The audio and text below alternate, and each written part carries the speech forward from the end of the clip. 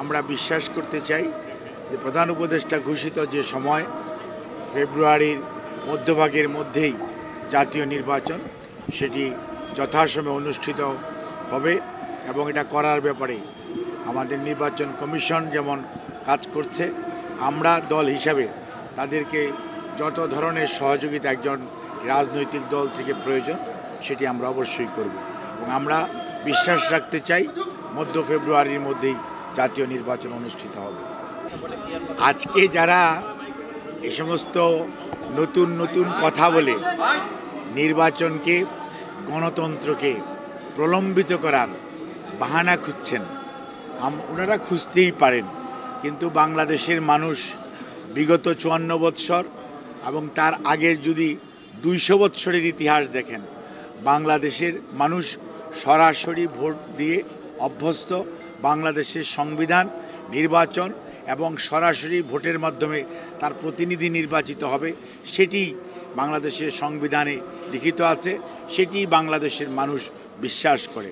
নতুন পদ্ধতির কথা যারা বলছেন তারা ওনাদের নির্বাচনী ম্যানিফেস্টোতে সেটি দিতে পারেন, যদি ওনারা আগামী দিনে জনগণের ম্যান্ডেট নিয়ে জনগণ যদি তাদেরকে দায়িত্ব দেয় তখন ওনারা ওনাদের নির্বাচনী ম্যানিফেস্টো হিসাবে সেইগুলো বাস্তবায়ন করার উদ্যোগ গ্রহণ করতে পারে।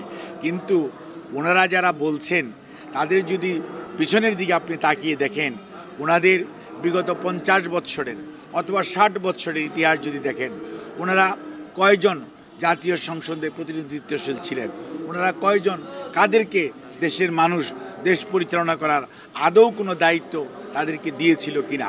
কাজেই ওনারা রাজনৈতিক দল হিসাবে ওনাদের বক্তব্য বলতেই পারেন, কিন্তু দায়িত্বশীল রাজনৈতিক দল যাদের অতীত অভিজ্ঞতা রয়েছে, তাদের দেশের মানুষকে নেতৃত্ব দেওয়ার অভিজ্ঞতা রয়েছে, সেই দল হিসাবে বাংলাদেশ জাতীয়তাবাদী দল মনে করে সরাসরি নির্বাচনের মাধ্যমে ভোট দেওয়ার যে বর্তমান তার প্রতিনিধি নির্বাচন করার যে বর্তমান অবস্থা, সেটি এই মুহূর্তে যে অবস্থায় আছে।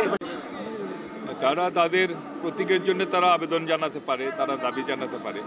অন্য প্রতীক নিয়ে যে প্রতীকে বছরের পর বছর যুগ যুগ ধরে এদেশে রয়ে গেছে, ইতিপূর্বে বিভিন্ন নির্বাচনে যে প্রতীকে ভোট হয়েছে, জনগণ ভোট দিয়েছে, সে প্রতীক নিয়ে তারা অবজেকশন দেওয়াটা এটি খুব একটা ভালো দেখাচ্ছে না এবং এটা মানুষও ভালোভাবে গ্রহণ করবে না। তারা তাদের দাবি জানাতেই পারে, তাদের যা দাবি মানবে কিনা সেটা ইলেকশন কমিশনের বিষয়, আমরা সে বিষয়ে কথা বলতে চাচ্ছি না। কিন্তু অন্য প্রতীক নিয়ে অবজেকশন দেওয়াটা এটা ঠিক না, এটা শোভন না, এটা আমি মনে করি। মধ্যে উনি, আপনি শুনেছেন যে উনি বেশ হাসি মুখেই বলেছেন যে উনি নির্বাচনে অংশগ্রহণ করবেন, সুতরাং নির্বাচনের আগেই নিশ্চয়ই উনি আসবেন এবং ওনার সুবিধাজনক সময়ে উনি আসবেন।